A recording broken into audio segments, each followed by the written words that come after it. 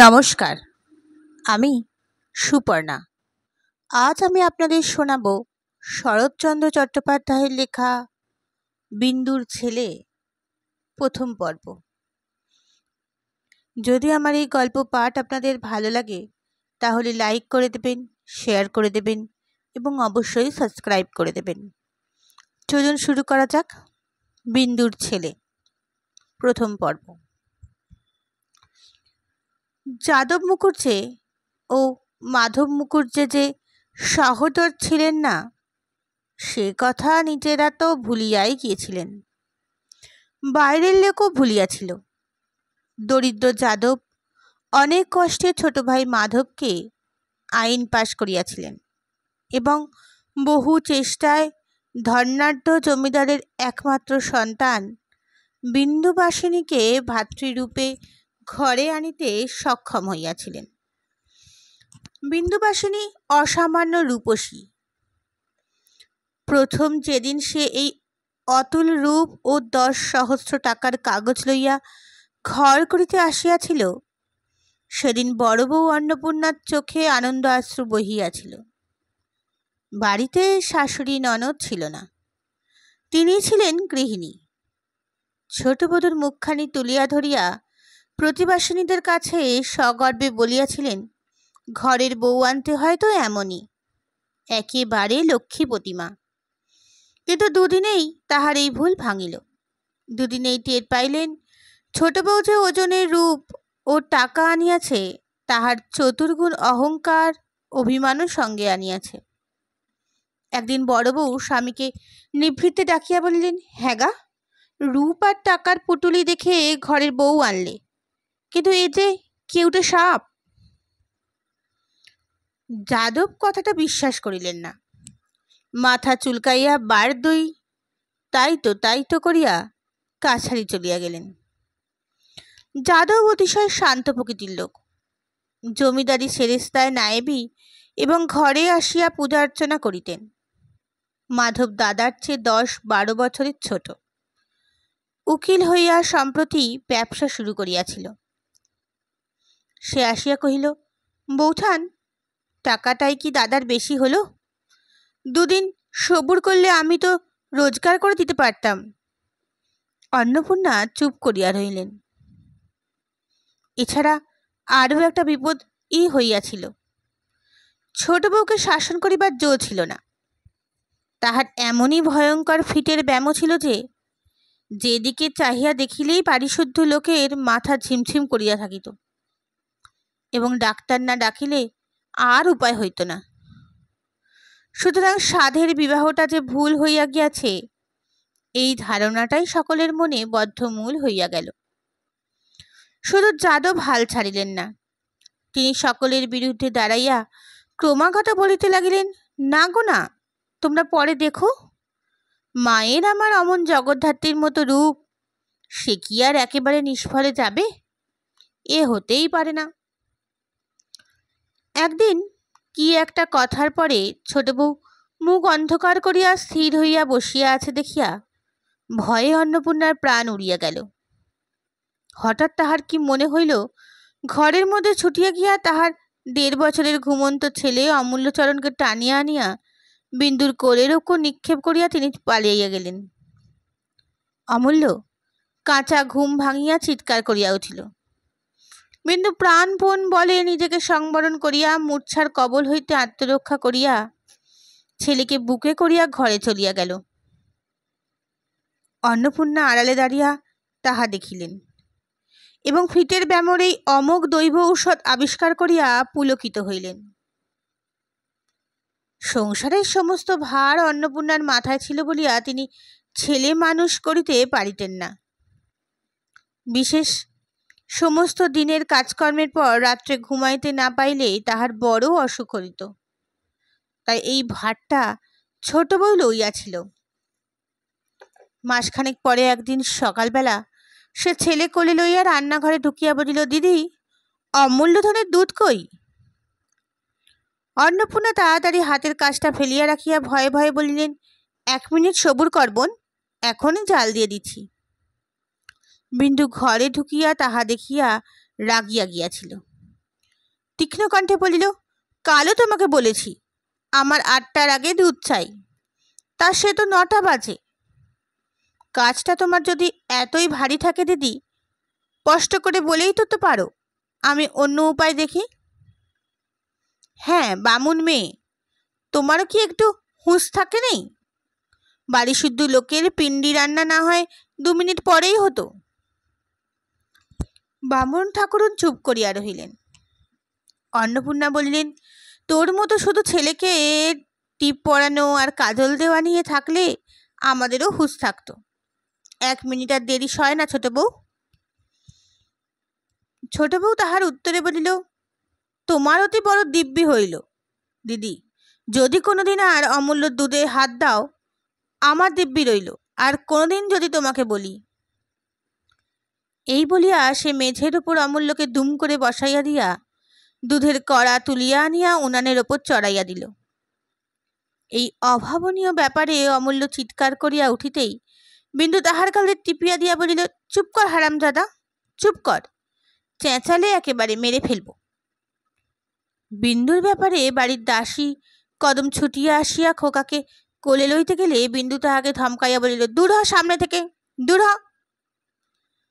সে আর অগ্রসর হইতে পারিল না, ভয়ে আড়ষ্ট হইয়া দাঁড়াইয়া রহিল।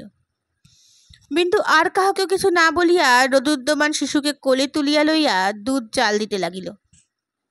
অন্নপূর্ণা স্থির হইয়া দাঁড়াইয়া রহিলেন।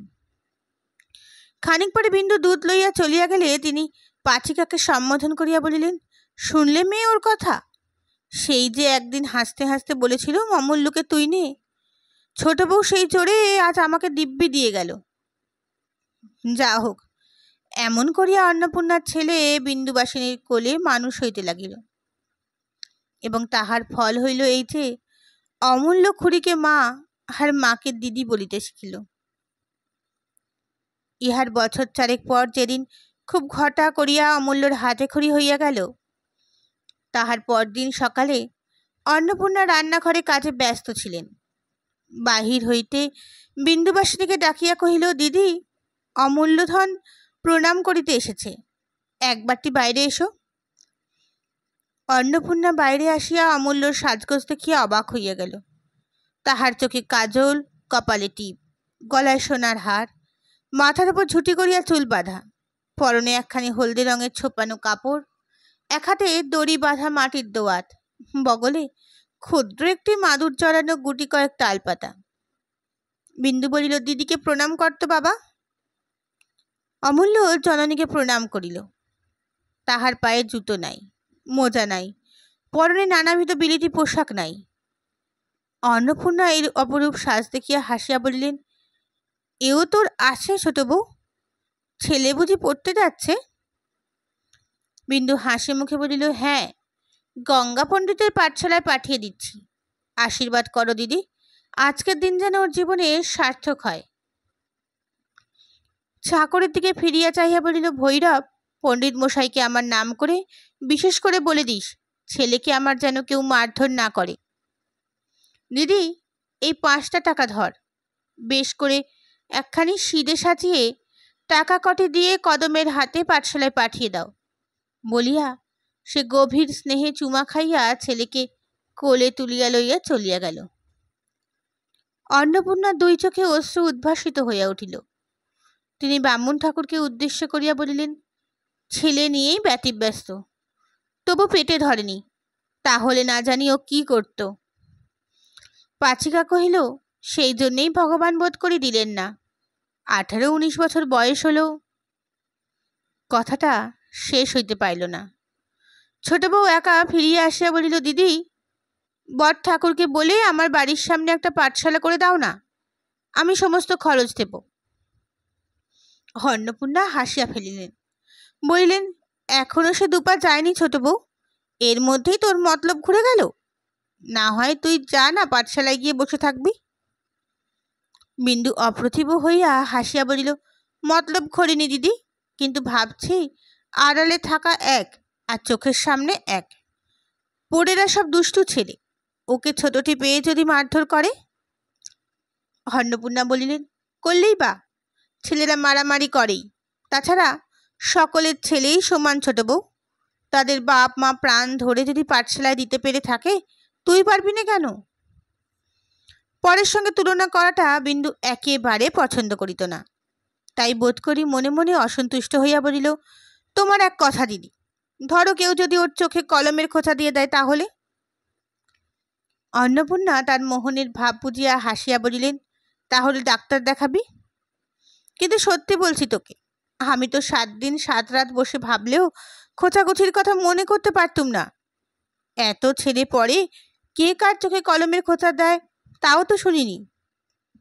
বিন্দু কহিল, তুমি শোনোনি বলে কি এমন কাণ্ড হতে পারে না? দৈবাতের কথা কে বলতে পারে? আচ্ছা বেশ, তো তুমি একবার বলেই দেখো না, তারপর যা হয় হবে। অন্নপূর্ণা গম্ভীর হইয়া বলিলেন, যা হবে তা দেখতেই পাচ্ছি। তুই একবার যখন ধরেছিস তখন কি আর না করে ছাড়বি? কিন্তু আমি এমন অনাসৃষ্টির কথা মুখে আনতে পারবো না। আর তুই তো কথা কস, নিজেই বলকে না। এবার বিন্দু রাগ করিল, বলিল, বলবই তো। এত দূরে রোজ রোজ আমি ছেলেকে পাঠাতে পারবো না। এতে কারুর ভালো লাগুক আর না লাগুক, আর এতে ওর বিদ্যে হোক আর নাই হোক। হ্যাঁ কদম, তোকে না বললুম সিধে দিয়ে আসতে, হাঁ করে দাঁড়িয়ে আছিস যে? তাহার ক্রুদ্ধ ভাব লক্ষ্য করিয়া অন্নপূর্ণা ব্যস্ত হইয়া বলিলেন, সিধে দিচ্ছি। একেবারে এত উতলা হোস না ছোট বউ। আচ্ছা, ছেলে কি তোর বড় হবে না? তুই কি চিরকাল তাকে আঁচল চাপা দিয়ে রাখতে পারবি? এটা ভাবিস না কেন? ছোট বউ সে কথার জবাব না দিয়ে বলল, কদম, সিধে দিয়ে গুরুমশাইয়ের পায়ের ধুলো একটু তার মাথায় দিয়ে ছেলে ফিরিয়ে আনগে। তাকেও একবার বিকেলবেলা আসতে বলিস। যে বুঝবে না তাকে আর বোঝাবার কি করে? বলছি, ছোটটি পেয়ে যদি কেউ মারধর করে, না চিরকাল তুই আঁচল চাপা দিয়ে রাখতে পারবি? কি পারবো না পারবো সে পরামর্শ তো নিতে আসিনি। বলিয়া সে উত্তরের জন্য অপেক্ষা না করিয়া হনহন করিয়া চলিয়া গেল। অন্নপূর্ণা অবাক হইয়া দাঁড়িয়া রহিলেন।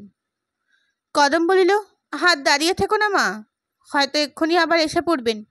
উনি যা ধরেছেন বিধাতা পুরুষের সাধ্যি নেই সে তা রদ করেন। সেদিন সন্ধ্যার পর বড়কর্তা আফিং খাইয়া শয্যার উপর কাত হইয়া শুইয়া গুড়গুড়ি নল মুখে দিয়া নেশার পৃষ্ঠে চাবুক দিতেছিলেন। এমন সময় দরজার শিকলটা ঝনঝন করিয়া নড়িয়া উঠিল। যাদব কষ্টে চোখ খুলিয়া বলিলেন, কে ও? অন্নপূর্ণা ঘরে ঢুকিয়া বলিলেন, ছোট বউ কি বলতে এসেছে শোনো।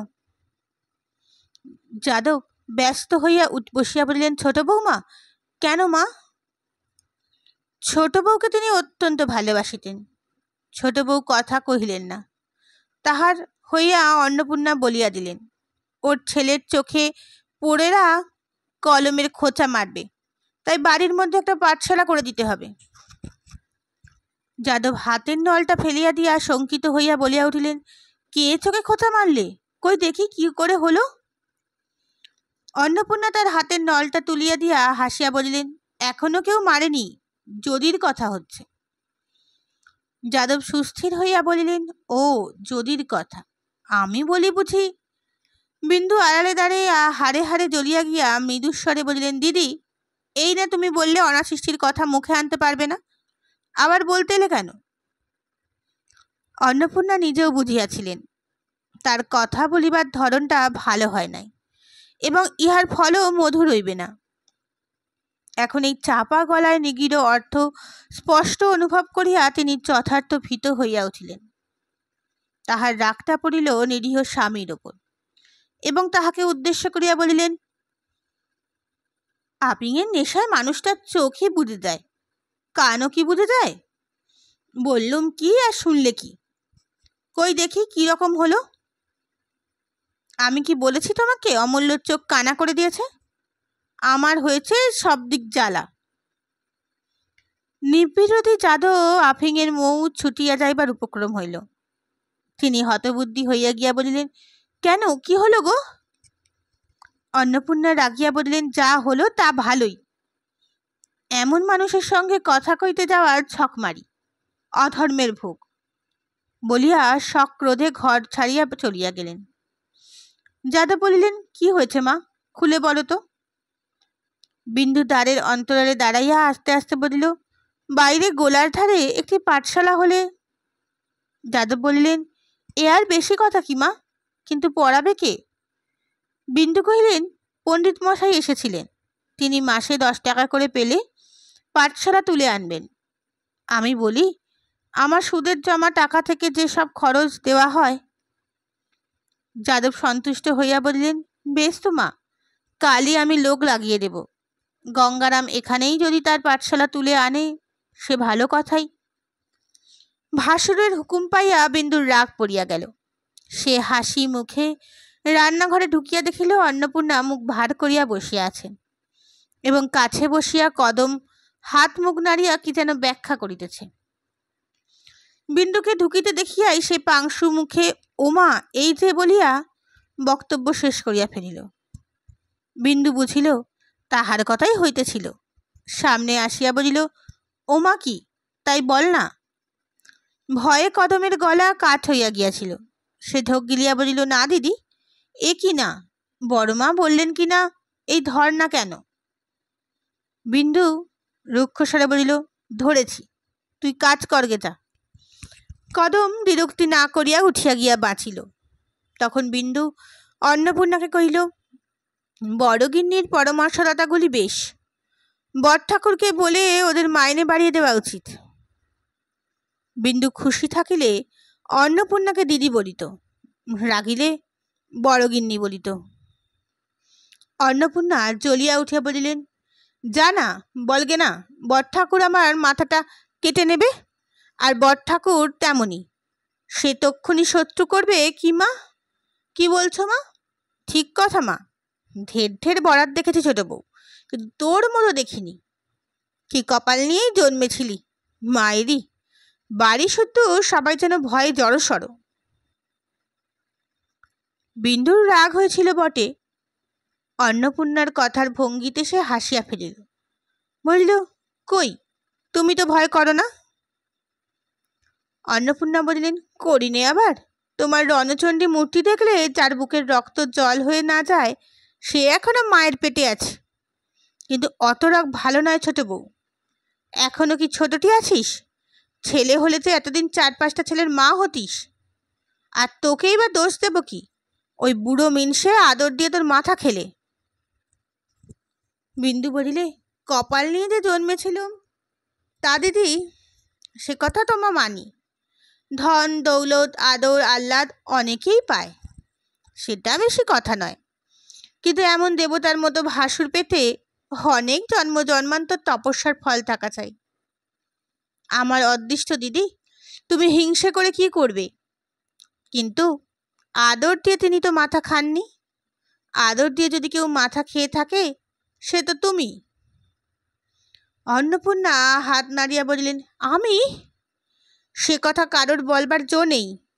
আমার শাসন বড় কড়া শাসন, কিন্তু কি করব, আমার কপাল মন্দ, কেউ আমাকে ভয় করে না। দাসী চাকরগুলো পর্যন্ত মুখের সামনে দাঁড়িয়ে সমানে ঝগড়া করে, যেন তারাই মনিব আর আমি দাসীবাদী। আমি তাই শুয়ে থাকি, অন্য কেউ হলে। তাহার একটা উল্টোপাল্টা কথায় বিন্দু খিলখিল করিয়া হাসিয়া ফেলিল। বলিল, দিদি, তুমি সত্য যুগের মানুষ, কেন মরতে একালে এসে জন্মিলে? কই, আমার সঙ্গে তো কেউ ঝগড়া করে না। বলিয়া সহসা সম্মুখে হাসিয়া হাঁটু গাড়িয়া বসিয়া 2 হাঁটু বাহু দিয়া অন্নপূর্ণার গলা চড়িয়া ধরিয়া বলিল, একটা গল্প বলো না দিদি। অন্নপূর্ণা রাগিয়া বলিলেন, যা, সরে যা। কদম ছুটিয়া আসিয়া বলিল, দিদি, অমূল্যধন জাতিতে হাত কেটে ফেলেছে, কাঁদছে। বিন্দু তৎক্ষণাৎ গলা ছাড়িয়া দিয়া উঠিয়া দাঁড়াইয়া বলিল, জাঁতি পেল কোথায়? তোরা কি করছিলি? আমিও ঘরে বিছানায় করছিলাম দিদি, জানি না ও কখনো বড় মার ঘরে ঢুকে। আচ্ছা, হয়েছে হয়েছে, যা, বলিয়া বিন্দু ঘর ছাড়িয়া চলিয়া গেল। খানিক পরে অমূল্যর আঙুলের ডগায় ভিজে ন্যাকড়ার পটি বাঁধিয়া কোলে করিয়া আসিয়া বলিল, আচ্ছা দিদি, কদিন বলছি তোমাকে, ছেলেপুলের ঘরে জাঁতি টাতিগুলো একটু সাবধানে রাখো। তা? অন্নপূর্ণা আরো ডাকিয়া বলিল, কি কথা যে তুই বলিস ছোট বউ, তার মাথা মুন্ডু নেই।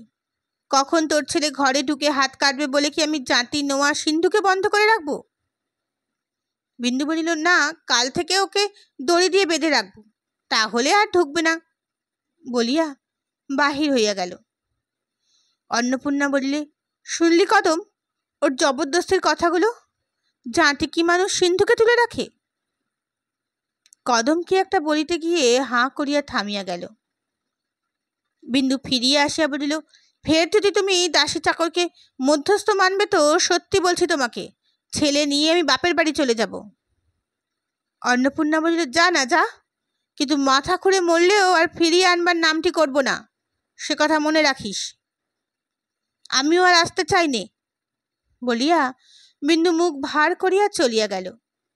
ঘণ্টা 2 পরে অন্নপূর্ণা দুম দুম করিতে পা ফেলিয়া ছোট বউয়ের ঘরে আসিয়া ঢুকিলেন। ঘরের একধারে একটা ছোট্ট টেবিলের ওপর মাধবচন্দ্র মকদ্দমার কাগজপত্র দেখিতেছিলেন এবং বিন্দু অমূলাকে লইয়া খাটের ওপর শুইয়া আস্তে আস্তে গল্প বলিতেছিল।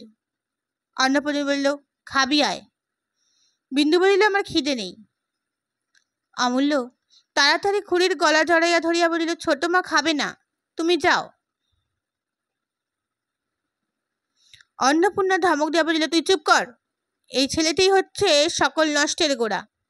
কি আদুরে ছেলেই করছিস ছোট বউ, শেষে টের পাবি, তখন কাঁদবি আর বলবি, হ্যাঁ দিদি বলেছিলে বটে। বিন্দু ফিসফিস করিয়া অমূল্যকে শিখাইয়া দিল। অমূল্য চেঁচাইয়া বলিল, তুমি যাও না দিদি, ছোট মা রূপ কথা বলছে।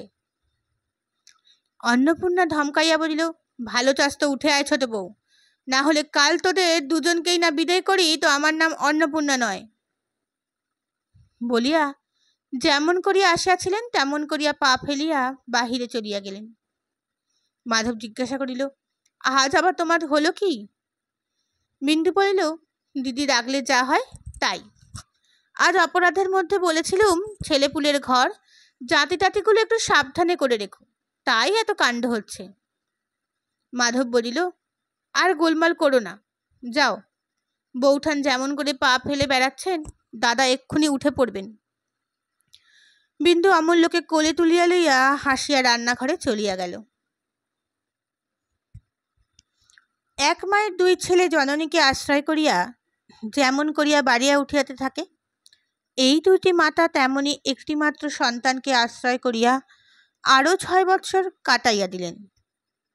অমূল্য এখন বড় হইয়াছে, সে এন্ট্রান্স স্কুলের 2য় শ্রেণীতে পড়ে। ঘরে মাস্টার নিযুক্ত আছেন। তিনি সকালবেলা পড়াইয়া যাইবার পর অমূল্য খেলা করিতে বাহির হইয়াছিল। আজ রবিবার, স্কুল ছিল না। অন্নপূর্ণা ঘরে ঢুকিয়া বলিলেন, ছোট বউ, কি করি বলতো? বিন্দু তাহার ঘরের মেঝের ওপর আলমারি উজাড় করিয়া অমূল্যর পোশাক বাছিতেছিল। সে কাকার সহিত কোন বড় লোক মক্কেলের বাড়ির নিমন্ত্রণ রক্ষা করিতে যাইবে। বিন্দু মুখ না তুলিয়াই বলিল, কিসের দিদি? তাহার মেজাজটা কিছু অপ্রসন্ন। অন্নপূর্ণা রকমারি পোশাকের বাহার দেখিয়া অবাক হইয়া গিয়াছিলেন, তাই তাহার মুখের ভাবটা লক্ষ্য করিলেন না। কিছুক্ষণ নিঃশব্দে চাহিয়া থাকিয়া জিজ্ঞাসা করিলেন, এ কি সমস্তই অমূল্যের পোশাক নাকি? বিন্দু বলিল, হ্যাঁ। অন্নপূর্ণা বলিলেন, কত টাকাই না তুই অপব্যয় করিস, এর একটার দামে গরিবের ছেলে সারা বছর কাপড় চোপড় হতে পারে। বিন্দু বিরক্ত হইল, কিন্তু সহজভাবে বলিল, তা পারে, কিন্তু গরিবে বড় লোকে একটু তফাৎ থাকেই, সেই জন্য দুঃখ করে কি হবে বদিদি? অন্নপূর্ণা বলিলেন, তা হোক বড় লোক, কিন্তু তোর সব কাজে একটু বাড়াবাড়ি আছে। বিন্দু মুখ তুলিয়া বলিল, কি বলতে এসেছো তাই বলো না দিদি, এখন আমার সময় নেই। তোমার সময় আর কখন থাকে ছোট বউ?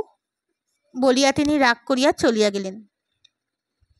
ভৈরব অমূল্যকে ডাকিয়া আনিতে গিয়াছিল। সে ঘণ্টাখানেক পর খুঁজিয়া আনিল।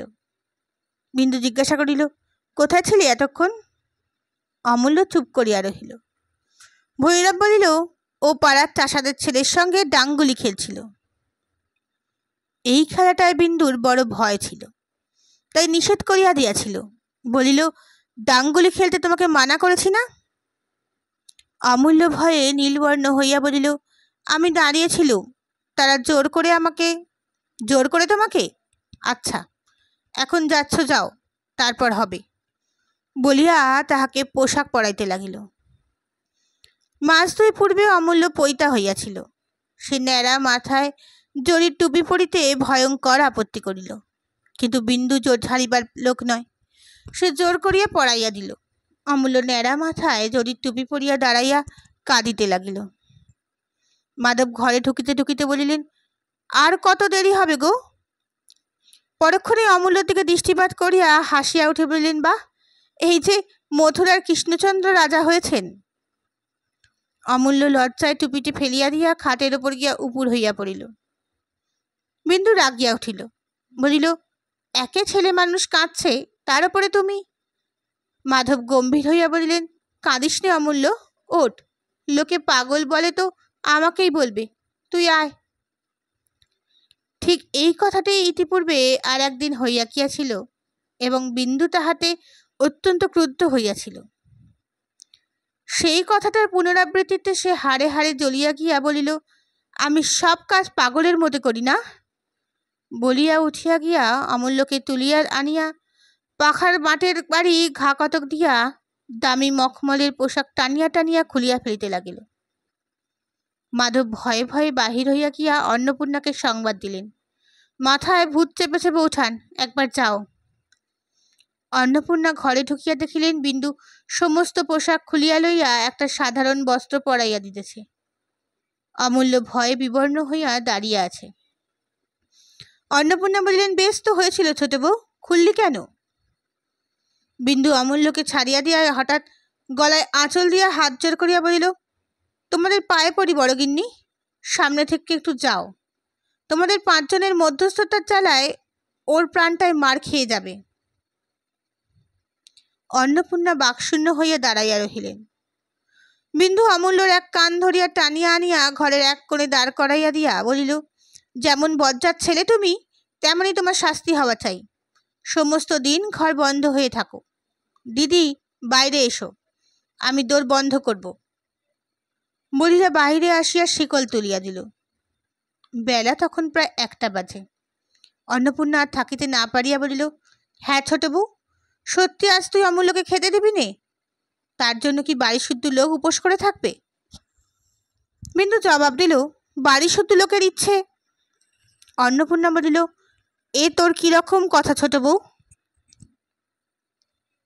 বাড়ির মধ্যে ওই একটি ছেলে, সে উপোস করে থাকলে তোর আমার কথা ছেড়ে দে, দাসী চাকরি বা মুখে ভাত তোলে কি করে বল দেখি? বিন্দু জিদ করিয়া বলিল, তা আমি জানি নে। অন্নপূর্ণা বুঝিলেন তর্ক করিয়া আর লাভ হইবে না। বলিলেন, আমি বলছি, বড় বোনের কথাটা রাখ, আজ তাকে মাপ কর, তাছাড়া পিতৃপুরে অসুখ হলে তোকেই ভুগতে হবে। বেলার দিকে চাহিয়া বিন্দু নিজের নরম হইয়া আসিয়াছিল। কদমকে ডাকিয়া বলিল, যা নিয়ে আয় তাকে, কিন্তু তোমাদেরও বলে রাখছি দিদি, ভবিষ্যতে আমার কথায় কথা কইলে ভালো হবে না। গোলকযোগটা এখানেই সেদিন মতো থামিয়া গেল। ছোট ভাইয়ের ওকালতিতে পসার হওয়ার পর হইতেই যাদব চাকরি ছাড়িয়া দিয়া নিজেদেরও বিষয় আশায় দেখিতেছিল। ছোট বধূর দরুন হাতে যে 10,000 টাকা ছিল, তাও সুদে খাটাইয়া প্রায় দ্বিগুণ হইয়া করিয়াছিলেন। সেই টাকার কিয়দংশ লইয়া এবং মাধবের উপার্জনের উপর নির্ভর করিয়া তিনি গত বছর হইতে প্রায় পোয়াটক পথ দূরে একখানি বড় রকমের বাড়ি ভাড়িয়াছিলেন। দিন 10 হইল তাহা সম্পূর্ণ হইয়াছিল। কথাটা ছিল, দুর্গাপূজার পরে ভালো দিন দেখিয়া সকলেই তথায় উঠিয়া যাইবেন। তাই একদিন যাদব আহারে বসিয়া ছোট বউকে উদ্দেশ্য করিয়া বলিল, তোমার বাড়ি তো তৈরি হলো মা, এখন একদিন গিয়ে দেখে এসো আর কিছু বাকি রয়ে গেল কিনা। বিন্দুর একটা অভ্যাস ছিল, সে সহস্র কাজ ফেলিয়া রাখিয়াও ভাসুরের খাবার সময় দরজার আড়ালে আসিয়া থাকিত। ভাসুর সে দেবতার মতোই ভক্তি করত, সকলেকেই করত। বলিল, আর কিছু বাকি নেই? যাদব হাসিয়া বলিলেন, না, দেখেই রায় দিল মা। আচ্ছা, ভালো কথা, তবে আরেকটি কথা আছে, আমার ইচ্ছে হয় আত্মীয় স্বজন আমাদের যে যেখানে আছেন সকলে একটা করে সুদিন দেখে উঠে যাই, গিয়ে গৃহদেবতার পুজো দিই। কি বলো মা? বিন্দু আস্তে আস্তে বলিল, দিদিকে বলি, তিনি যা বলবেন তাই হবে। যাদব বলিলেন, তাই বলো, কিন্তু তুমি আমার সংসারের লক্ষ্মী মা, তোমার ইচ্ছেতেই কাজ হবে। অন্নপূর্ণা অদূরেই বসিয়াছিলেন, হাসিয়া বলিলেন, তবু তোমার মা লক্ষ্মীটি যদি একটু শান্ত হতেন। যাদব বলিলেন, শান্ত আবার কি বড় বউ, মা আমার জগদ্ধাত্রী, বড় দেন, আবশ্যক হলে খাড়াও ধরেন। ওই তো আমি চাই, মাকে এনে অবধি সংসারে আমার এতটুকু দুঃখ কষ্ট নেই। অন্নপূর্ণা বলিলেন, সে কথা তোমার সত্যি, ও আসবার আগের দিনগুলো এখন মনে করলেও ভয় হয়। বিন্দু লজ্জা পাইয়া সে কথা চাপিয়া দিয়া বলিল, আপনি সকলকে আনেন, আমাদেরও বাড়ি বেশ বড়, কারোর কোনো কষ্ট হবে না, ইচ্ছে করলে তারা 2 মাস 6 মাস থাকতেও পারবেন। যাদব বলিলেন, তাই হবে মা, কালই আনবার বন্দোবস্ত করব। ইহাদের পিস্তুত বোন এলোকেশীর অবস্থা ভালো ছিল না। যাদব তাহাদের প্রায়ই অর্থ সাহায্য করিতে পাঠাইতেন। কিছুদিন হইতে তিনি তার পুত্র নরেনকে এইখানে রাখিয়া লেখাপড়া শিখাইবার ইচ্ছা জানাইয়া চিঠিপত্র লিখিতেছিল। এই সময় তিনি ছেলে লইয়া উত্তরপাড়া হইতে আসিয়া উপস্থিত হইলেন। তাহার স্বামী প্রিয়নাথ সেখানে কি করিতেন তাহা ঠিক করিয়া কেহই বলিতে পারে না। দিন 2 মধ্যে তিনি আসিয়া পড়িলেন। নরেনের বয়স 16-17। সে চওড়া পাড়ের কাপড় ফের দিয়া পরিতে এবং দিনের মধ্যে 8-10 বার চুল আঁচড়াইত। তেরিটা তাহার বাস্তবিকই একটা দেখিবার বস্তু ছিল। আজ সন্ধ্যার পর রান্নাঘরে বারান্দায় সকলে একত্রিত বসিয়াছিলেন। এলোকেশী তাহার পুত্রের অসাধারণ রূপগুণের পরিচয় দিতেছিল। বিন্দু জিজ্ঞাসা করিল, নরেন, কোন ক্লাসে পড়ো তুমি? নরেন বলিল, 4th class. Royal reader, grammar, geography, arithmetic, আরও কত কি, ডেসিমেল টেসিমেল, ওসব আমি বুঝি না মামি। এলোকেশী সগর্বে পুত্রের মুখের দিকে একবার চাহিয়া বিন্দুকে বলিলেন, সে এক 8খানা বই ছোট বউ, বইয়ের পাহাড়। কাল বইগুলো বাক্স থেকে বার করে তোমার মামিদের একবার দেখিও তো বাবা। নরেন ঘাড় নাড়িয়া বলিল, আচ্ছা দেখাবো। বিন্দু বলিল, পাশ করতে এখনো তো দেরি আছে। এলোকেশী বলিলেন, দেরি কি থাকতো ছোট বউ? দেরি থাকতো না, এতদিনে একটা কেন 4টে পাশ করে ফেলতো। শুধু মুখ পোড়া মাস্টারের জন্যই হচ্ছে না, তার সর্বনাশ হোক। বাচ্চা যে কি বিষ নজরেই দেখেছে তা সেই জানে। ওকে কি তুলতে দিচ্ছে না, হিংসে করে বছরের পর বছর একটা কেলেসেই ফেলে রেখেছে। বিন্দু বিস্মিত হইয়া বলিল, কই, এরকম তো হয় না। এলোকেশী বলিলেন, হচ্ছে আবার হয় না, মাস্টারগুলো সব একজোট হয়ে ঘুষ চায়। আমি গরিব মানুষ, ঘুষের টাকা কোথায় জোগাই বলো তো। বিন্দু চুপ করিয়া রহিল। অন্নপূর্ণা আন্তরিক দুঃখিত হইয়া বলিলেন, এমন করে কি কখনো মানুষের পিছনে লাগতে আছে? সেটা কি ভালো কাজ? কিন্তু আমাদের এখানে ওসব নেই। আমাদের অমূল্য তো ফি বছর ভালো ভালো বই প্রাইজ ঘরে আনে, কিন্তু কখনো ঘুষ টুস দিতে হয় না। এ সময় অমূল্য কোথা থেকে আসিয়া আস্তে আস্তে তাহার ছোট মার কোলে গিয়া বসিল। বসিয়াই গলা ধরিয়া কানে কানে বলিল, কাল রবিবার, ছোট মা, আজ মাস্টার মশাইকে যেতে বলে দাও না। বিন্দু হাসিয়া বলিল, এই যে ছেলেটি দেখছো ঠাকুরজি, এটি গল্প পেলে আর উঠবে না। কদম, মাস্টার মশাইকে যেতে বলে দে, অমূল্য আজ পড়বে না। নরেন আশ্চর্য হইল, ও কিরে অমূল্য, অত বড় ছেলে এখনো মেয়ে মানুষের কোলে গিয়ে বসিস? বিন্দু হাসিয়া বলিল, শুধু এই বুঝি, এখনো রাত্রিরে। অমূল্য ব্যাকুল হইয়া তাহার মুখে হাত চাপা দিয়া বলিল, বলো না ছোট মা, বলো না।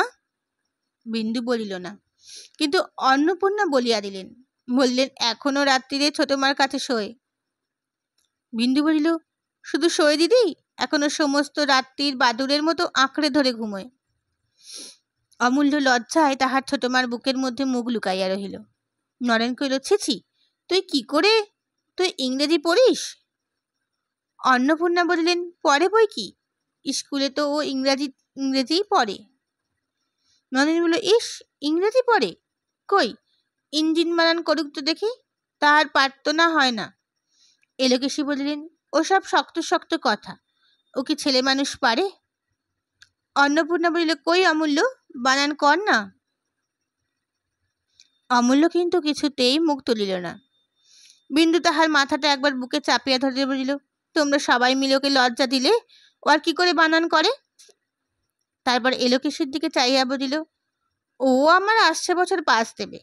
আমাদের মাস্টারমশাই বলেছেন ও 20 টাকা জলপানি পাবে।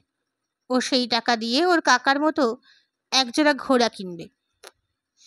কথাটা সত্যি হইলেও পরিহাস ছলে সবাই হাসিতে লাগিলেন।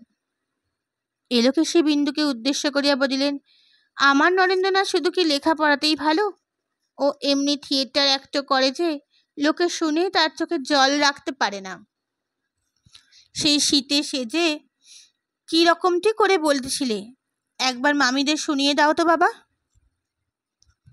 নরেন তৎক্ষণাৎ হাঁটু গাড়িয়া বসিয়া হাত জোর করিয়া উচ্চ নোস নাকি সুরে সুর করিয়া আরম্ভ করিয়া দিল, প্রাণেশ্বর কি কুক্ষণে দাসী তব।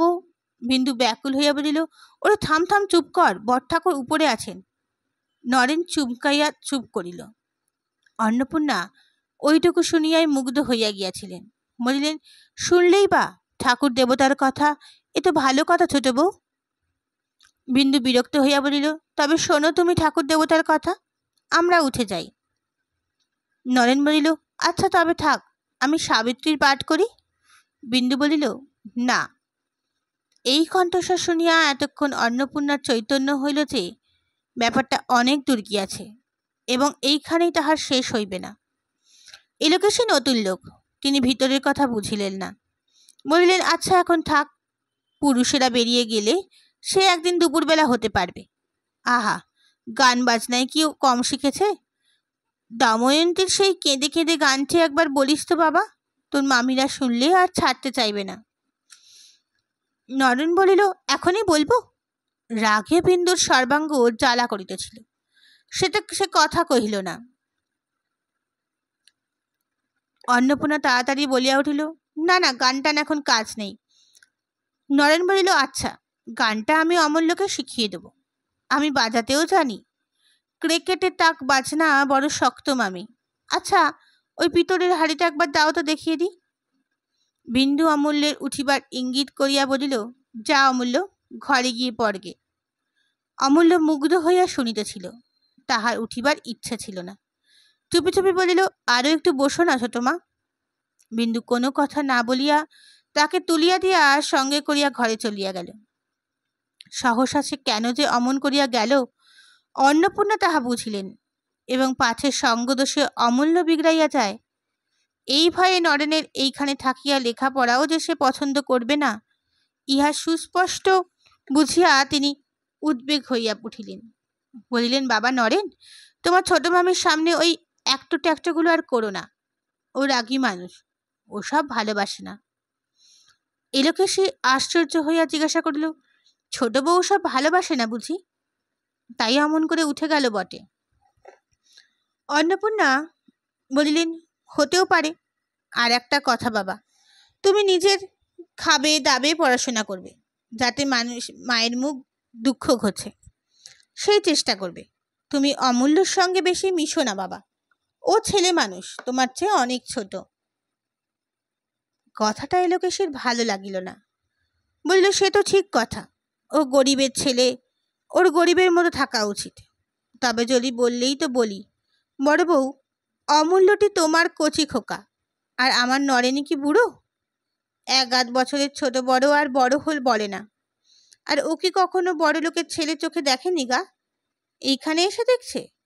ওদের থিয়েটারের দলে কত রাজরাজার ছেলে রয়েছে যে। অন্নপূর্ণা অপ্রতিভ হইয়া বললেন, না ঠাকুরজি, সে কথা বলিনি আমি। আমি বলছি, আবার কি করে বলবে বড় বউ? আমরা বোকা বলে কি এতই বোকা যে এই কথাটাও বুঝি না? তবে দাদা নাকি বললেন নরেন এখানেই লেখাপড়া করবে, তাই আশা, নইলে আমাদের কি দিন চলছিল না? অন্নপূর্ণা লজ্জায় মরিয়া গিয়া বলিলেন, ভগবান জানে ঠাকুরজি, আমি সে কথা বলিনি। আমি বলছি কি, এই যাতে মায়ের দুঃখ কষ্ট ঘটছে, যাতে। এলোকেশী বলিলেন, আচ্ছা তাই তাই, যা নরেন, তুই বাইরে গিয়ে বসকে, বড় লোকের ছেলের সঙ্গে মিশিস নে, বলিয়া ছেলেকে ছেলিয়া তুলিয়া দিয়া নিজে চলিয়া গেলেন। অন্নপূর্ণার ঝড়ের মতো বিন্দুর ঘরে ঢুকিয়া কাঁদো কাঁদো হইয়া বলিয়া উঠলেন, হেলা, তোর জন্য কি কুটুম কুটুম্বেও বন্ধ করতে হবে? কি করে চলে এলি বলতো? বিন্দু অত্যন্ত সহজভাবে জবাব দিল, কেন বন্ধ করতে হবে দিদি? আত্মীয় কুটুম্ব নিয়ে তুমি মনের সুখে ঘর করো, আমি ছেলে নিয়ে পালাই। এই, পালাবি কোথায় শুনি? বিন্দু কহিল, যাবার দিন তোমার ঠিকানা বলে যাব, ভেবো না। অন্নপূর্ণা বলিলেন, সে আমি জানি, যাতে 5 জনের কাছে মুখ দেখাতে পারবো না, সে কি তুমি না করেই ছাড়বি? চিরকালটা এই বউ নিয়ে আমার হাড় মাস জ্বলে পুড়ে ছাই হয়ে গেল, বলিয়া বাহির হইয়া যাইতেছিল। মাধবকে ঘরে ঢুকিতে দেখিয়া আবার জ্বলিয়া উঠিলেন, না ঠাকুরবো, তোমার আর কোথাও গিয়ে থাকে, না হয় ওই বউটিকে বিদায় করো, আমি আর রাখতে পারবো না, আজ তা স্পষ্ট বলে গেলুম, বলিয়া চলিয়া গেলেন। মাধব আশ্চর্য হইয়া স্ত্রীকে জিজ্ঞাসা করিল, ব্যাপার কি? বিন্দু বলিল, জানিনি, বড়গিন্নি বলছে, দাও আমাদের বিদায় করে। মাধব আর কিছু বললে না, টেবিলের উপর থেকে খবরের কাগজটা তুলিয়া বাইরে চলিয়া গেলেন। ঠাকুরজি দেখিতে বোকার মতন ছিলেন, কিন্তু সেটা ভুল। তিনি যেই দেখিলেন নিঃসন্তান ছোট বউয়ের অনেক টাকা, তিনি তক্ষুনি সেদিকে ধরিলেন এবং প্রতি রাত্রে স্বামীর প্রিয়নাথকে একবার করিয়া ভৎসনা করিতে লাগিলেন।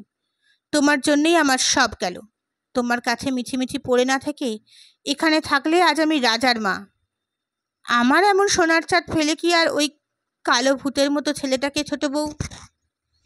বলিয়া একটা সুদীর্ঘ নিঃশ্বাসের দ্বারে ওই কালো ভূতের সমস্ত পরমায়ুটা নিঃশেষে উড়িয়া দিয়া গরিবের ভগবান আছেন বলিয়া উপসংহার করিয়া চুপ করিয়া শুইতেন। প্রিয়নাথ মনে মনে নিজের বোকামির জন্য অনুতাপ করিতে করিতে ঘুমাইয়া পড়িতেন। এমন করিয়া এই দম্পতিটির দিন কাটিতেছিল এবং ছোট বউয়ের প্রতি ঠাকুরজির স্নেহর প্রতি বন্যার মতো ফাঁপাইয়া ফুলিয়া উঠিতেছিল। আজ দুপুরবেলা তিনি বলিতেছিলেন, অমন মেঘের মতো চুল ছোট বউ, কিন্তু কোনোদিন বাঁধতে দেখলুম না। আজ জমিদার বাড়ির মেয়েরা বেড়াতে আসবে, এসো মাথাটা বেঁধে দিই। বিন্দু বলিল, না ঠাকুরজি, আমি মাথায় কাপড় রাখতে পারিনি, ছেলে বড় হয়েছে, দেখতে পাবে। ঠাকুরজি অবাক হইয়া বলিলেন, ও আবার কি কথা ছোট বউ? ছেলে বড় হলে স্ত্রী মানুষ চুল বাঁধবে না? আমার নরেন্দ্রনাথ তো 70-এর মুখে ছাই দিয়ে আরো 6 মাস বছর চারেক বড়, তাই বলে কি আমি মাথা বাঁধা ছেড়ে দেব? বিন্দু বলিল, তুমি ছাড়বে কেন ঠাকুরজি? নরেন বরাবর দেখে আসছে, ওর কথা আলাদা, কিন্তু অমূল্য হঠাৎ আজ আমাকে মাথায় খোপা দেখলে হাঁ করে চেয়ে থাকবে, হয়তো চেঁচামেচি করবে, না কি করবে, ছিছি, সে ভারী লজ্জার কথা হবে। অন্নপূর্ণা হঠাৎ সেই দিক দিয়া যাইতেছিল, বিন্দুর দিকে চাহিয়া সহসা দাঁড়াইয়া পড়িয়া বলিলেন, তোর চোখ ছলছল করছে কেন রে ছোট বউ? আয় তো গা দেখি। বিন্দু এলোকেশীর সামনে ভারী লজ্জায় পড়িয়া বলিল, কি রোজ রোজ গা দেখবে? আমি কি কচি খুকি, অসুখ করলে টের পাবো না? অন্নপূর্ণা বললেন, না, তুই বুড়ি, কাছে আয়, ভাদ্র আশ্বিন মাস, দিনকাল বড় খারাপ। বিন্দু বলিল, কখনো যাব না, বলছি কিছু হয়নি, বেশ আছি, তবু কাছে আয়। অন্নপূর্ণা, দেখিস ভাড়াস নে যেন, বলিয়া সন্নিগ্ধ দৃষ্টিতে চাহিতে চাহিতে চলিয়া গেলেন। এলোকেশী বলিল, বড় বউ যেন একটু বাড়ি ছিট আছে না? বিন্দু এক মুহূর্ত স্থির থাকিয়া বলিলেন, ওই রকম ছিট যেন সকলের থাকে ঠাকুরজি। এলোকেশী চুপ করিয়া রহিল। অন্নপূর্ণা কি একটা হাতে লইয়া সে পথ দিয়ে যাচ্ছিল। বিন্দু ডাকিয়া বলিল, দিদি শোনো শোনো, খোপা বাঁধবে? অন্নপূর্ণা ফিরিয়া দাঁড়াইলেন। ক্ষণকাল নিঃশব্দে চাহিয়া সমস্ত ব্যাপারটা বুঝিয়া লইয়া এলোকেশীকে বলিলেন, আমি কত বলেছি ঠাকুরজি, ওকে বলা মিছে, অত চুল তা বাঁধবেই না, অত কাপড় গয়না তা পরবে না, অত রূপ তা একবার চেয়ে দেখবে না, ওর সব সৃষ্টি ছাড়া মতি বুদ্ধি, ছেলেও হচ্ছে তেমনি, সেদিন অমূল্য আমাকে কি বললে জানিস ছোট বউ? বলে কাপড় জামা পরে কি হয়, ছোট মার অত আছে, পরে কি? বিন্দু সগর্বে মুখ তুলিয়া হাসিয়া বলিল, তবে দেখো দিদি, ছেলেকে 10-এর একজন করে তুলতে হলে মায়ের এরকম সৃষ্টি ছাড়া মতিবুদ্ধির দরকার কিনা? যদি ততদিন বেঁচে থাকো দিদি, তাহলে দেখতে পাবে দেশের লোক দেখিয়ে বলবে ওই অমূল্যর মা। বলিতে বলিতেই তাহার চোখ দুটি ছলছল হইয়া উঠিল। অন্নপূর্ণা তাহা দেখিতে পাইয়া সস্নেহে বলিল, সেই জন্যেই তো তোর ছেলের সম্বন্ধে কোনো কথা আমরা কইনে। ভগবান তোর মনোবাচ্ছা পূর্ণ করুক। কিন্তু ওই ছেলে বড় হবে, 10-এর একজন হবে, অত আশা আমার মনে ঠাঁই দিইনে।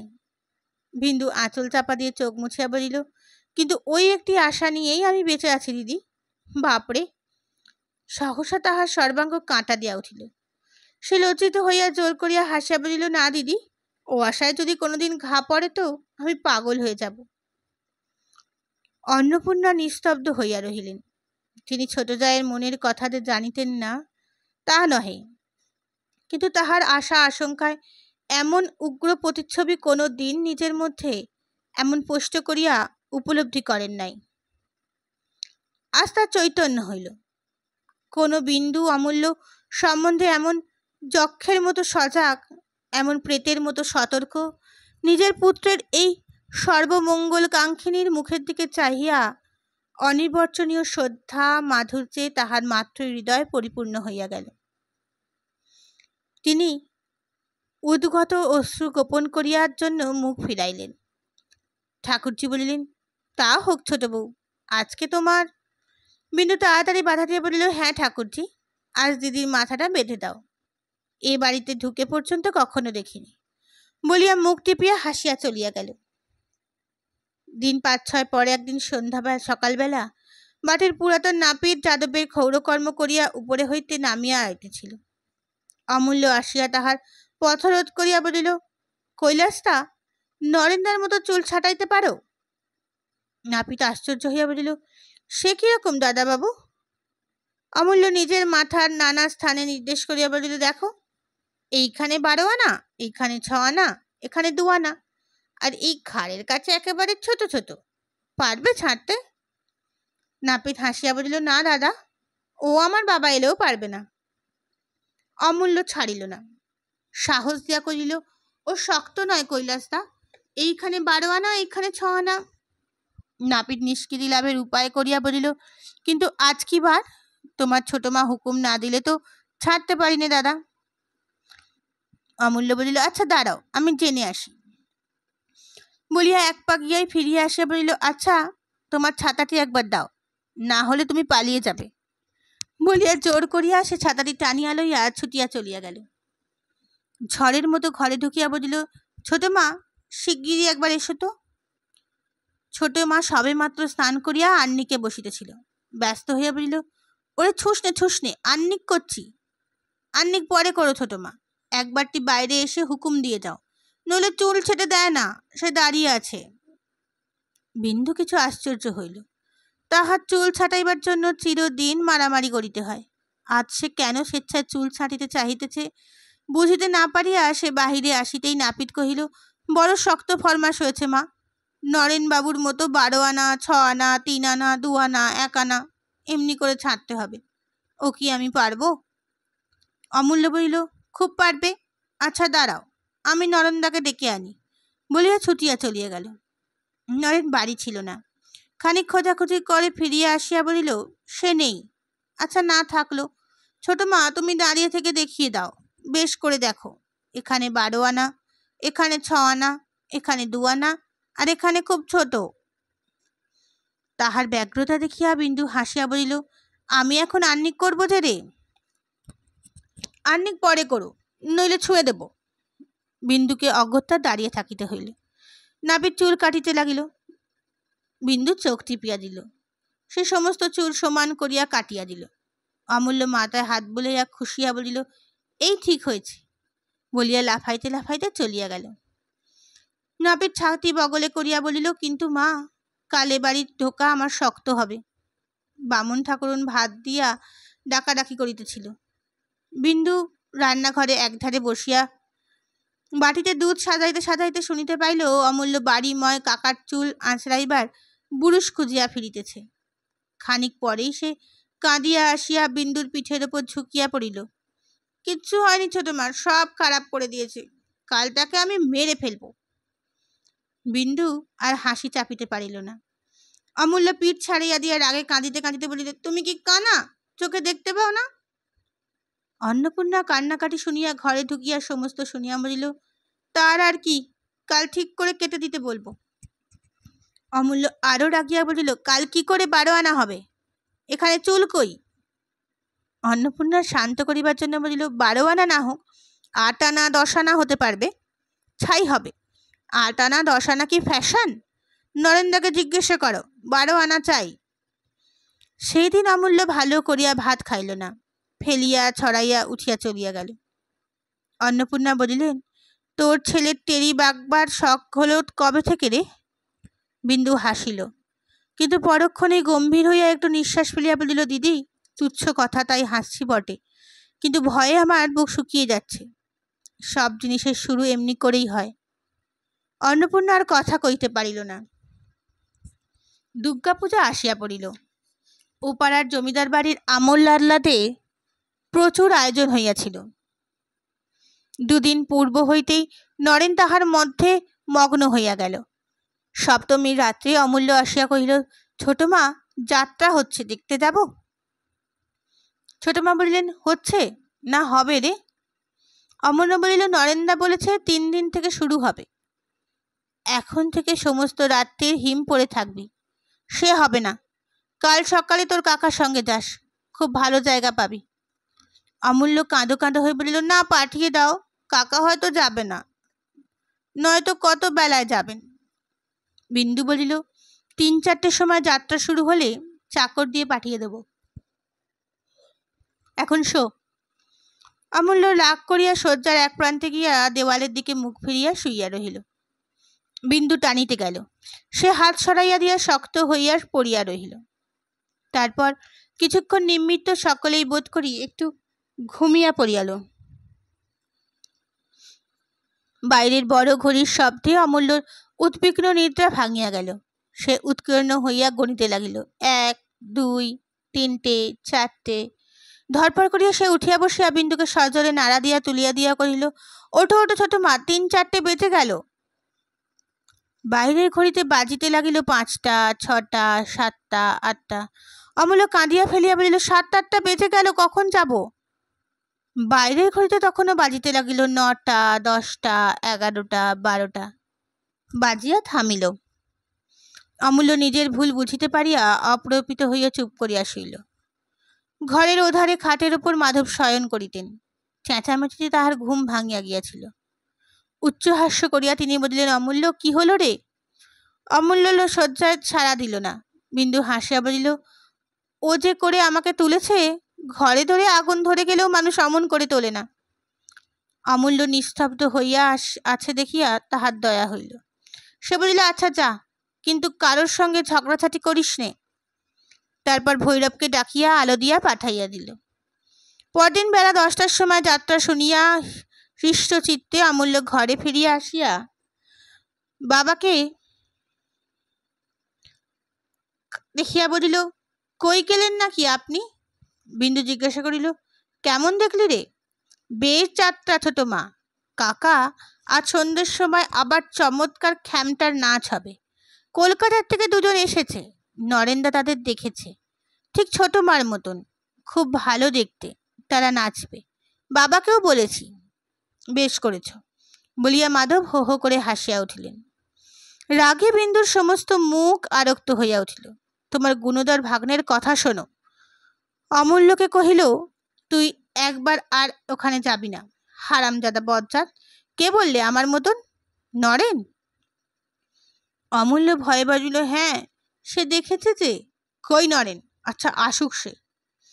মাধব হাসি দমন করিয়া বলিল, পাগল নাকি? দাদা শুনেছেন, আর গোলমাল করো না। কাজে বিন্দু কথাটা নিজের মধ্যেই পরিপাক করিয়া রাগে পুড়িতে লাগিলেন। সন্ধ্যার প্রাককালে অমূল্য আসিয়া অন্নপূর্ণাকে ধরিয়া বলিল, দিদি, পূজা বাড়িতে নাচ দেখতে যাব, দেখে এক্ষুনি ফিরে আসব। অন্নপূর্ণা কাজে ব্যস্ত ছিলেন। বললেন, তোমার মাকে জিজ্ঞাসা করো কে।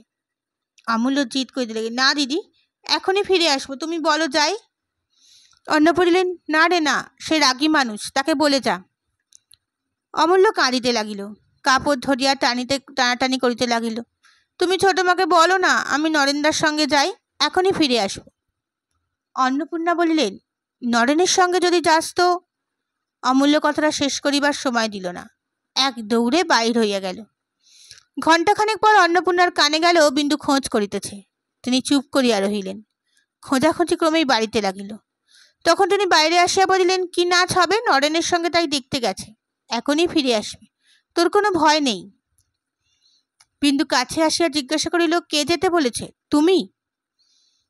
অমূল্য যে সম্মতি না লইয়াই গিয়েছে, এ কথা অন্নপূর্ণা ভয়ে স্বীকার করিতে পারিলেন না। বলিলেন, এখনই আসবে। বিন্দু মুখ অন্ধকার করিয়া চলিয়া গেল। খানিক পরে অমূল্য বাড়ি ঢুকিয়া যাই শুনিল ছোটমা ডাকিতেছে, সে গিয়ে তাহার পিতার শয্যার একধারে শুইয়া পড়িল। প্রদীপের আলোকে বসিয়া চোখে চশমা আটিয়া যাদব ভগবত পড়িতেছিলেন। মুখ তুলিয়া বলিলেন, কিরে অমূল্য? অমূল্য সাড়া দিল না। কদম আসিয়া বলিল, ছোটমা ডাকছে, এসো। অমূল্য তাহার পিতার কাছে সরিয়া আসিয়া বলিল, বাবা, তুমি দিয়ে আসবে, চলো না। যাদব বিস্মিত হইয়া বলিলেন, আমি দিয়ে আসবো, কি হয়েছে কদম? কদম বুঝাইয়া বলিল। যাদব বুঝিলেন, এই লইয়া একটা কলহ অবশ্যম্ভাবী। একজন নিষেধ করিয়াছে, একজন হুকুম দিয়াছে। তাই অমূল্য সঙ্গে করিয়া ছোট বধূর ঘরের বাইরে দাঁড়াইয়া ডাকিয়া বলিলেন, এইবারটি মাপ করো মা, ও বলছে আর করবে না। সেই রাতে দুই চায়ের আহারে বসিলে বিন্দু বলিল, আমি তোমার উপর রাগ করছি না দিদি, কিন্তু এখানে আমার থাকা চলবে না। অমূল্য তাহলে একেবারে বিগড়ে যাবে। আমি যদি মানা না করতুম তাহলেও এ কথা ছিল, কিন্তু নিষেধ করা সত্ত্বেও এত বড় সাহস হলো ওর কি করে? তখন থেকে আমি শুধু এই কথাই ভাবছি। তার উপর বজ্জাতি বুদ্ধি দেখো, আমার কাছে যায়নি, এসেছে তোমার কাছে। বাড়ি ফিরে যেই শুনেছে আমি ডাকছি, অমনি গিয়ে বর ঠাকুরের সঙ্গে করে এনেছে। না দিদি, এতদিন এসব ছিল না। আমি বরং কলকাতার বাসা ভাড়া করে থাকবো, সেও ভালো, কিন্তু এ ছেলে বয়ে যাবে, তাকে নিয়ে সারা জীবন আমি চোখের জলে ভাসাতে পারবো না।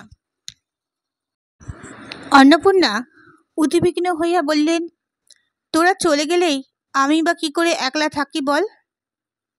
বিন্দু ক্ষণকাল চুপ করিয়া থাকিয়া বলিল, সে তুমি জানো, আমি যা করব তোমাকে বলে দিলুম। বড় মন্দ ছেলে ওই নরেন। কেন, কি করলে নরেন? আর মনে কর, ওরা যদি দুই ভাই হতো তাহলে কি করতিস? বিন্দু বলিল, আজ তাহলে চাকর দিয়ে হাত পা বেঁধে জল বিচুটি দিয়ে বাড়ি থেকে দূর করে দিতাম। তাছাড়া যদি নিয়ে কাজ হয় না দিদি, ওদের তুমি ছাড়ো।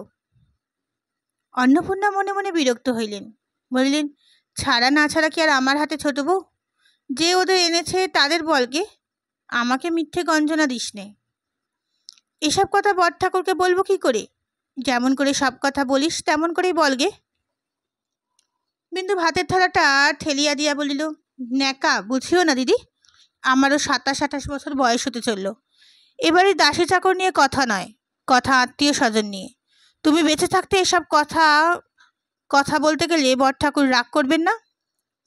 অন্নপূর্ণা বললেন, রাগ নিশ্চয়ই করবেন, কিন্তু আমি বললে আমার আর মুখ দেখবেন না। হাজার হই আমরা পর, ওরা ভাই বোন, সেটা দেখিস না কেন? তাছাড়া আমি বুড়ো মাগি, এই তুচ্ছ কথা নিয়ে নেচে বেড়ালে লোকে পাগল বলবে না? বিন্দু ভাতের থালাটা হাত দিয়া আরো খানিকটা ঠেলিয়া দিয়া গুম হইয়া বসিয়া রহিল। অন্নপূর্ণা বুঝিলেন সে কেবল ভাসুরের ভয়ে চুপ করিয়া গেল। বলিলেন, হাত তুলে বসে রইলি, ভাতের থালাটা কি অপরাধ করলে? বিন্দুহারা নিঃশ্বাস ফেলিয়া বলিল, আমার খাওয়া হয়ে গেছে। অন্নপূর্ণা তাহার ভাব দেখিয়া আর জিদ করিতে সাহস করিলেন না। শুইতে গিয়া বিন্দু বিছানায় অমূল্যকে দেখিতে না পাইয়া ফিরিয়া আসিয়া বলিল, সে গেল কোথায়? অন্নপূর্ণা বলিল, আজ দেখছি আমার বিছানায় শুয়ে ঘুমোচ্ছে, যাই তুলে দিকে। না না থাক, বলিয়া বিন্দু মুখ অন্ধকার করিয়া চলিয়া গেল।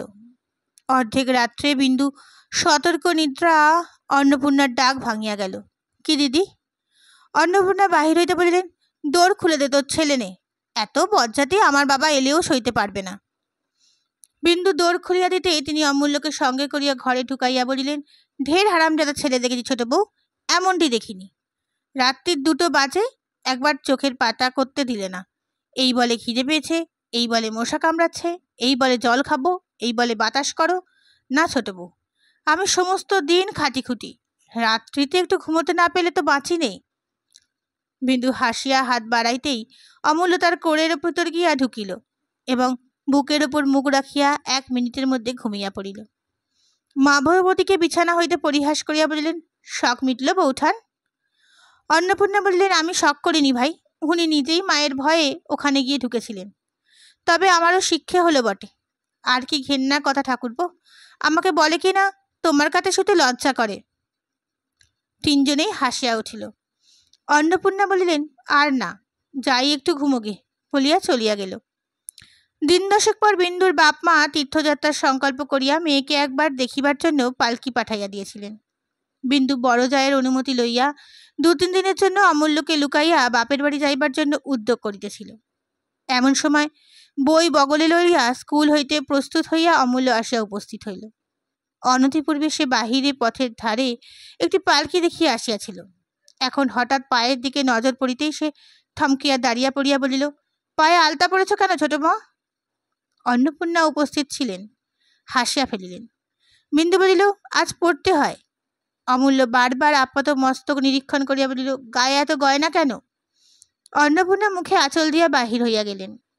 বিন্দু হাসি চাপিয়া বলিল, কবে তোর বউ এসে পড়বে বলে আমি কাউকে কিছু পড়তে নেই রে, যা স্কুলে যা। অমূল্য সে কথা কানে না তুলিয়া বলিল, দিদি অত হাসছ কেন? আমি তো আর স্কুলে যাব না, তুমি কোথায় যাবে? বিন্দু বলিল, তাই যদি যাই তোর হুকুম নিতে হবে নাকি? আমিও যাব, বলিয়া সে বই লইয়া বাহিরে চলিয়া গেল। অন্নপূর্ণা ঘরে ঢুকিয়া বলিলেন, ও যে অত সহজে স্কুলে যাবে মনে করিনি। কিন্তু কি শেয়ানা দেখেছিস, বলে আলতা পড়েছ কেন, গায়ে অত গয়না কেন? কিন্তু আমি বলিনি যা, নইলে ফিরে এসে তোকে দেখতে না পেলে ভারী হাঙ্গামা করবে। বিন্দু বলিল, তুমি কি মনে করেছো দিদি সে স্কুলে গেছে?